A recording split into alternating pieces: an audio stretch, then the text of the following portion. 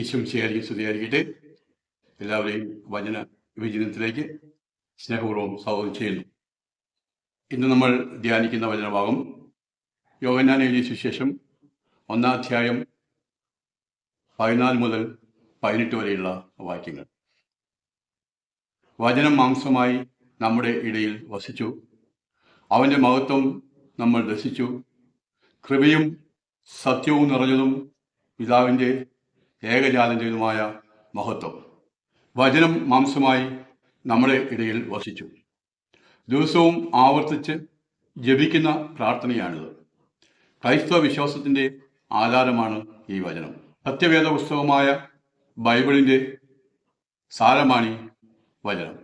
യുഗങ്ങളുടെ ആദിനാഥനും അനാദിയും അന്തമില്ലാത്തവരുമായ ദൈവം മനുഷ്യചരിത്രത്തിൽ ഇടപെട്ട് ദുർബല മനുഷ്യരോട് സംവാദത്തിലും ഉടമ്പടിയിലും ഏർപ്പെട്ട് സമയത്തിൻ്റെ പൂർണ്ണതയിൽ മനുഷ്യനായി അവതരിക്കുന്നു. പൂർവ്വപിതാക്കന്മാരോട് ദൈവം നടത്തിയ ഉടമ്പടിയുടെ പൂർണ്ണതയായിരുന്നു നസ്രത്തിലെ കന്യകയുടെ മകനായി പരിശുദ്ധ തൃത്വത്തിലെ രണ്ടാമത്തെ ആളായി പുത്രൻ തമ്പുരാൻ ജനിച്ചത്. ഇങ്ങനെ അവതരിച്ച വചനത്തെ, മാംസമായി മാറിയ വചനത്തെ, മനുഷ്യനായി മാറിയ ദൈവത്തെ തൻ്റെ ചുറ്റുപാടുമുള്ളവർക്ക് പരിചയപ്പെടുത്തി കൊടുക്കുകയാണ് സ്നാപയോഹന്നാൻ. അദ്ദേഹത്തിന് സ്വർഗം വെളിപ്പെടുത്തിയതനുസരിച്ചാണ് ഈശോ ദൈവപുത്രനാണെന്ന് അദ്ദേഹം സമൂഹത്തോട് ഉറക്കെ പറയുന്നത്. സ്നാപയോഹന്നാന്റെ സാക്ഷ്യത്തിലൂടെയാണ് മനുഷ്യൻ രക്ഷകനായ ഈശോയെ ആദ്യം തിരിച്ചറിയുന്നത്. അങ്ങനെയാണ് ശിഷ്യന്മാർ ഈശോയുടെ കൂടെ കൂടുന്നത്. അങ്ങനെയാണ് ക്രൈസ്തവ സമൂഹം ഉടലെടുക്കുന്നത്. തനിക്ക് ലഭിച്ച വെളിപാടനുസരിച്ച് ദൈവത്തിന് സാക്ഷ്യം നൽകുന്ന സ്നാപയോഹന്നാൻ ദൈവത്തിൻ്റെ രക്ഷാകര ചരിത്രത്തിൽ ഉത്തരവാദിത്വ ബോധത്തോടെ കണ്ണുചേരുകയായിരുന്നു.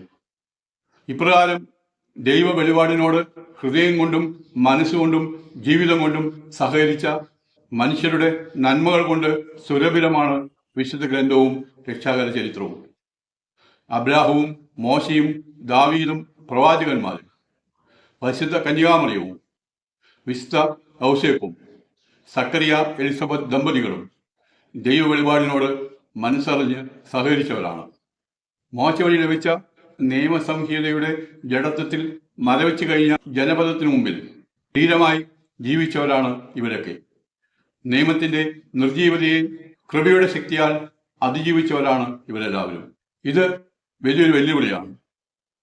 തമ്പുരാന്റെ രക്ഷാകര പദ്ധതിയോട് ആത്മാർത്ഥമായി സഹകരിക്കുകയും അതിൻ്റെ അനുസ്യൂതമായ പുരോഗമനത്തിൽ കണ്ണുചേരുകയും അതിനുവേണ്ടി മാത്രം ആത്മാർപ്പണം ചെയ്യുകയുമാണ് നമ്മുടെ കടമ. സകല വിശുദ്ധരും അപ്രകാരം ജീവിച്ചവരും അധ്വാനിച്ചവരും പ്രാർത്ഥിച്ചവരും മരിച്ചവരുമായിരുന്നു.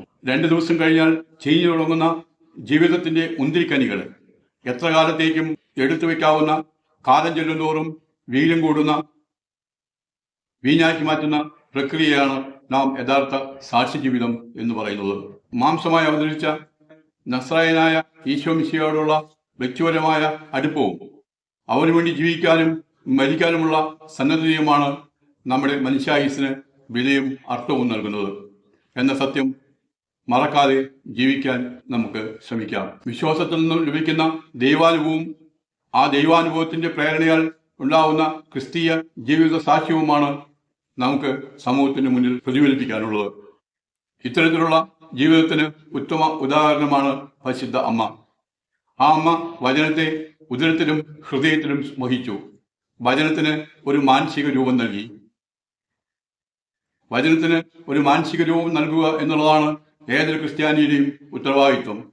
നമ്മുടെ ജീവിതത്തിലും പരിശുദ്ധ അമ്മയെപ്പോലെ വചനമാകുന്ന ഈശോയെ മറ്റുള്ളവർക്ക് പറഞ്ഞു നൽകാൻ കഴിയണം. വചനം പഠിക്കാനും പറയാനും പറഞ്ഞു കൊടുക്കാനും കഴിയണം. വചനം ഭക്ഷിച്ചുകൊണ്ട് വചനത്തിനനുസരിച്ച് നമ്മുടെ ജീവിതത്തെ ക്രമീകരിക്കുവാൻ നമുക്ക് സാധിക്കണം. അതിനുവേണ്ടി നമുക്ക് പ്രാർത്ഥിക്കാം. ഈശോയെ സ്നാപയോഹന്നാനെ പോലെ അവതരിച്ച വചനത്തെ സമൂഹത്തിന് മുന്നിൽ അവതരിപ്പിക്കാനുള്ള ധീരതയും വിശ്വാസസ്ഥിരതയും കാണിക്കുവാനും അങ്ങനെ ഞങ്ങളുടെ വചനത്തിൽ അധിഷ്ഠിതമായ ജീവിതം കൊണ്ട് യേശുവിനെ മറ്റുള്ളവർക്ക് നൽകുവാനും വേണ്ട കൃപ നൽകി ഞങ്ങളെ അനുഗ്രഹിക്കണമേ. യേശുവെ സ്തോത്രം, യേശുവെ നന്ദി, യേശുവെ ആരാധന.